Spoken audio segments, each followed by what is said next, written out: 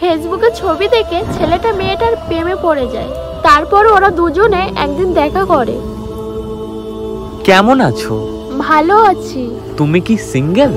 না, আমার বিয়ে হয়ে গেছে। তাহলে শাঁখা সিঁদুর কোথায়? সে আমাকে ছেড়ে দিয়েছে। আমি তোমাকে বিয়ে করতে রাজি আছি, যদি তোমার কোনো সমস্যা না থাকে। স্বামীকে ছেড়ে থাকার পর এমন কথা অনেকেই বলেছে, কিন্তু কিছুদিন পর সবাই ছেড়ে চলে গেছে।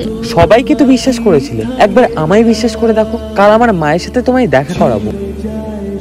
হ্যালো, আমি আর এই সম্পর্কটাকে রাখতে চাই না। আমার মা তোমাকে মেনে নিয়েছিল ঠিকই, কিন্তু আমার মা তোমার সম্পর্কে অনেক কিছুই জেনে গেছে। কেন? সবকিছু পাওয়া হয়ে গেছে বলে? কিছু বলার নেই, তুমি যেটা ভাববে সেটাই।